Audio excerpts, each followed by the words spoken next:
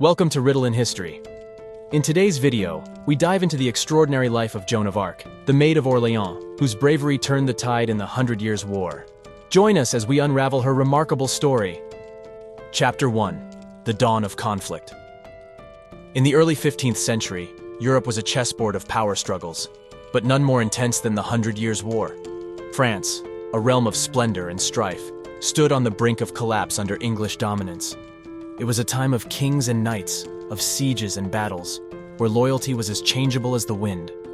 As the war raged on, despair spread across the French countryside, setting the stage for an unlikely hero.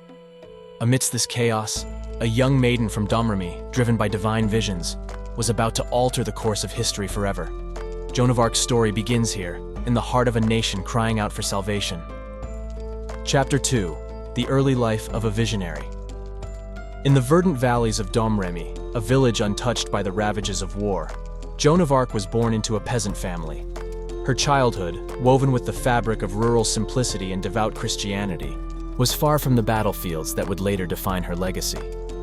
Yet even as a child, Joan was extraordinary, experiencing divine visions that set her apart. These mystical encounters with saints ignited a fiery resolve within her. They whispered of a destiny far greater than her humble beginnings, to save France. This village girl was destined to become a beacon of hope in a nation consumed by darkness. Chapter 3. A Maiden's Call to Arms. In a decisive moment that would define her destiny, Joan of Arc, fueled by heavenly visions, embarked on a perilous journey. She traversed war-torn landscapes, driven by an unshakable belief in her divine mission to save France. Her audacious goal: to gain audience with Charles VII, the unanointed King of France. In a world where a peasant girl's voice was easily dismissed, Joan's unwavering conviction and her tales of celestial guidance captivated the desperate and the hopeful alike. As she neared Chinon, the royal court braced for an encounter with the extraordinary maiden whose faith promised to reshape the course of the war. Chapter 4. The Siege of Orléans, Turning the Tide. The Siege of Orléans stood as a pivotal battleground in the 100 Years' War, a point where France's fate hung precariously in the balance. Enter Joan of Arc, the young maiden whose presence sparked a flicker of hope in the beleaguered French troops. Under her symbolic leadership, the siege transformed into an extraordinary display of courage and strategy.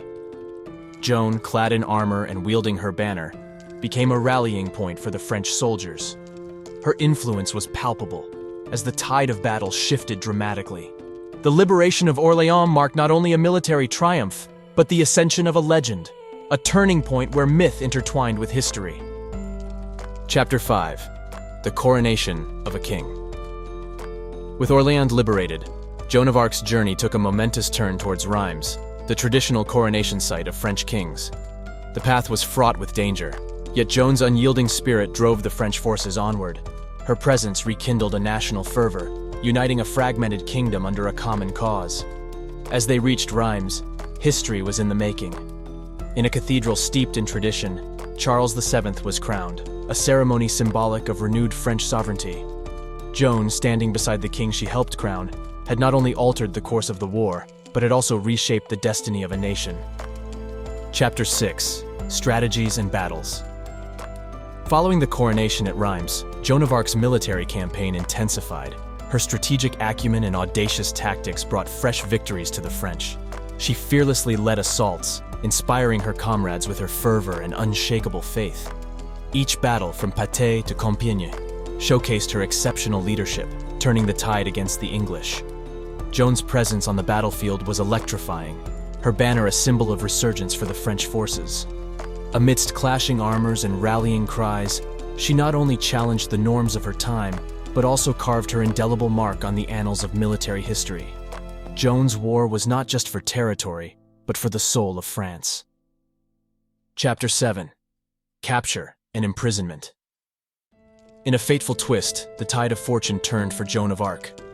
During a skirmish near Compiègne, she fell into the hands of the Burgundians, allies of the English. This moment marked the beginning of her darkest hours. Held captive, Joan faced a daunting reality far from the battlefields where she had triumphed. Her capture was not just a military setback, but a significant psychological blow to the French cause. As she awaited her fate, Shackled in a foreign cell, the future of this once indomitable warrior seemed uncertain. Yet, even in captivity, Joan's spirit remained unbroken, her legend continuing to grow beyond the confines of her prison. Chapter 8. The Trial of Joan of Arc. Joan of Arc's trial was a spectacle steeped in controversy and intrigue. Held in Rouen under English dominion, it was a blend of political theater and ecclesiastical maneuvering. Accused of heresy and witchcraft, Joan faced a panel of biased judges seeking to undermine her, and by extension, King Charles VII. Despite being isolated, young, and uneducated in theology, Joan's responses were astute and defiant, often leaving her accusers outwitted. This trial, a dramatic collision of faith, politics, and personal conviction, showcased not only the corruption and desperation of her enemies, but also the extraordinary resilience and wisdom of the Maid of Orléans. Chapter 9. The Martyrdom. The final chapter of Joan of Arc's earthly journey unfolded in the shadowed streets of Rouen. Condemned by a court more political than spiritual, she faced her fate with a courage that belied her years. On May 30th, 1431, a pyre was erected in the Old Market Square, a grim stage for an execution that would echo through the ages. As the flames rose, so did Joan's spirit, transforming her from a warrior into a martyr.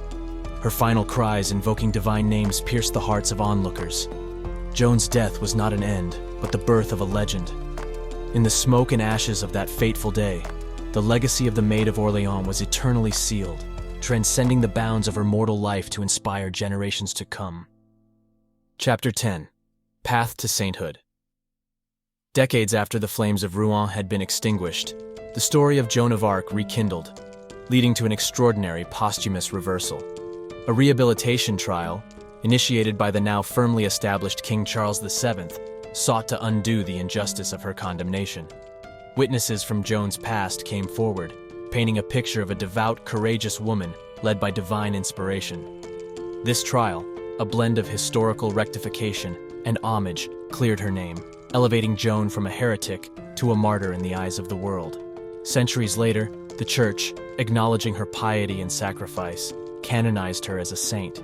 Joan's journey from a peasant girl to a national heroine and finally to sainthood is a testament to the enduring power of faith and the human spirit. Chapter 11. The Legacy of the Maid of Orléans. Joan of Arc's impact resonated far beyond her life, profoundly influencing the conclusion of the 100 Years' War and the future of France. Her extraordinary story, a blend of mysticism, bravery, and tragedy, became a beacon of national pride and identity. Over centuries, her legacy has been celebrated in art, literature, and history, evolving into a symbol of resistance, courage, and faith. Joan's life, shrouded in legend yet grounded in historical fact, continues to inspire and captivate, embodying the timeless allure of a hero who dared to challenge the world. Thank you for watching.